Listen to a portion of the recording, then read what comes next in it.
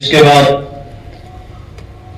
میں ہمارے مہمان خصوصی الحاج صدیق سلیم دیشمکھ صاحب صدر مدرسہ حاضہ، میں ان سے بڑا ہی ادب و احترام سے گزارش کرتا ہوں کہ وہ ہم سب کو اپنی مواعظ حسنہ سے مستقبل ہو۔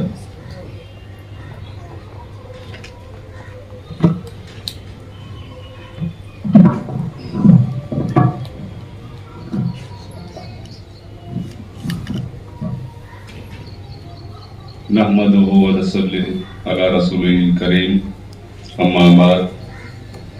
محترم حاضرین، معزز سامعین، باوقار اراکین، مدرسہ عربیہ ترتیل القرآن کے ہر دل عزیز اساتذہ و پیارے بچوں، اسی طرح باعث پر تشریف فرما ہمارے مہمان مکرم ڈاکٹر مفتی نعمان طہا صاحب، scholar, national research institute Hyderabad, ہمارے بزرگ مشفق فائق علی صاحب، سراج دیشمکھ صاحب، مفتی احمد صاحب، اور میرے ساتھی پیارے دوست شتروگھن واگمارے صاحب، ہدایت صاحب، مجاہد نواب صاحب،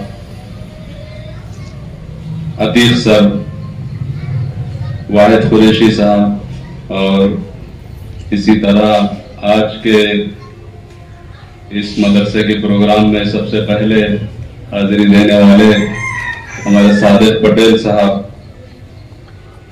اور مدرسے کے ناظم مولانا غفران صاحب، حافظ ایوب بیگ صاحب، حافظ اکبر صاحب، حافظ عتیق الرحمان صاحب، اور میرے ساتھیوں اور مدرسے پر جو ہمیشہ سے محبت کی نظر رکھنے والے اطراف کے بزرگوں، السلام علیکم ورحمۃ اللہ وبرکاتہ۔ نہایت خوشی کی بات ہے کہ ہم اپنے پیارے وطن بھارت کی 76ویں جشن آزادی کی تقریب منا رہے ہیں۔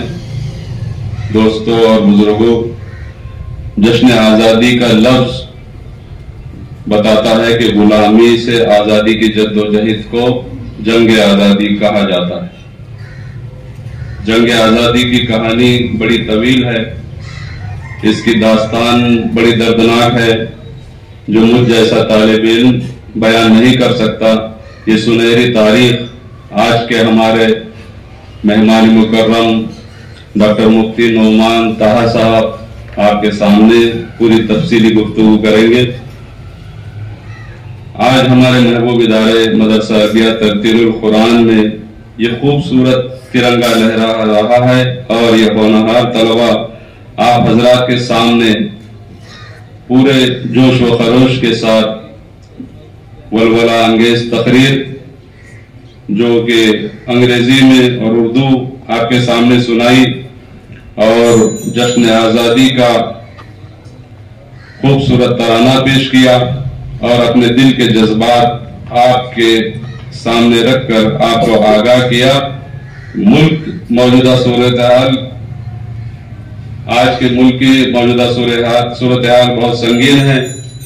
ملک کی آزادی میں علماء اکرام، صوفیاء اعظام کا جو کردار رہا وہ ناقابل تردید حقیقت ہے، جسے RSS اور کٹر تنظیمیں تاریخ کو بدلنے کی کوشش کر رہی ہیں، جو کبھی کامیاب نہیں ہو سکتی۔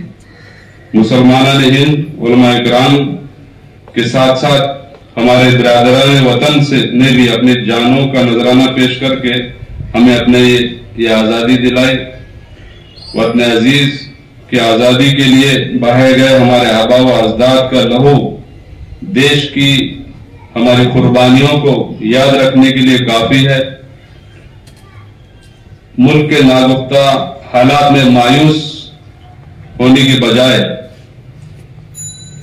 اپنے اسلاف کی قربانیوں کو پورے قوت کے ساتھ یاد کریں اور انہیں خراج عقیدت پیش کریں۔ ہمیں چاہیے کہ نئی نسل کے اور بچوں کے سامنے اپنے اسلاف کی قربانیوں کو یاد کریں اور ان کے نقش قدم پر چلتے ہوئے اپنے پیارے وطن کے تحفظ اور امن و سلامتی کے لیے قربانیوں کا جذبہ پیدا کریں اور ضرورت پڑنے پر دیش کی حفاظت کے لیے آگے آئیں.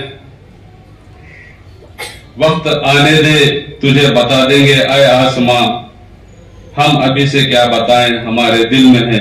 وآخر دعوانا الحمدللہ رب العالمین.